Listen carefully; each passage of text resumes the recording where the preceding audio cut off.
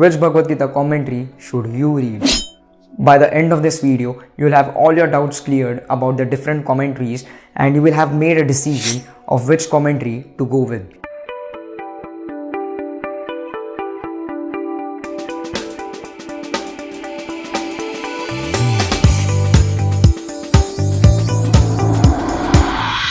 Well, in the previous videos in this series, we have learned why should you read the Bhagavad Gita, what is it all about, what are the myths that stop you from reading the Bhagavad Gita, and what is the eligibility criteria for reading the Bhagavad Gita. Okay, now you're all set to start reading the Bhagavad Gita.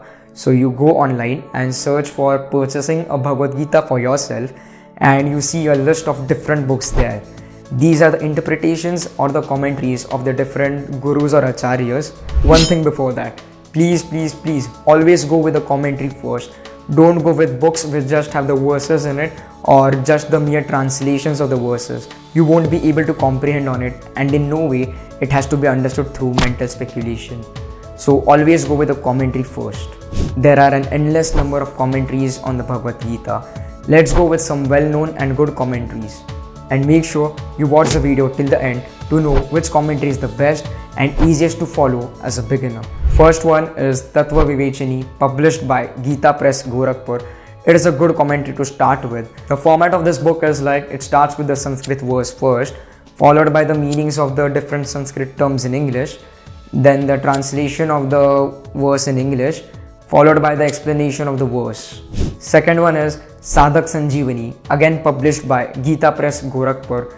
It is easy to understand and follows the same pattern, but it can be really overwhelming as a beginner because it is composed of 2 volumes. The first volume has the first 6 chapters and the second volume has the remaining 12 chapters. I would really prefer a beginner with less time in hand to go with this commentary.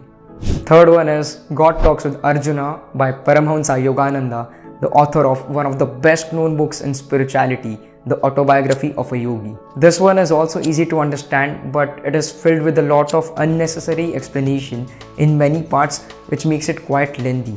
And as a beginner, I would really suggest you to keep your path as simple as possible and avoid unnecessary complications.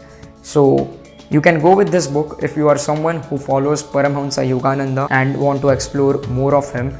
Otherwise, you can avoid this book. Fourth one, this was my first commentary, Bhagavad Gita as it is by His Divine Grace, A.C. Bhaktivedanta Swami Prabhupada, the founder Acharya of International Society for Krishna Consciousness, known as ISKCON.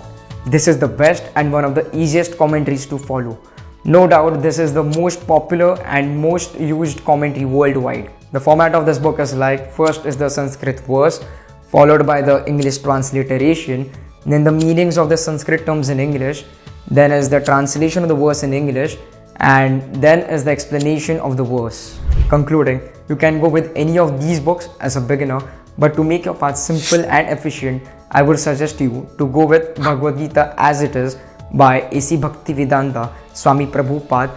It will definitely immensely help you as a beginner. If this video was helpful for you, do like the video.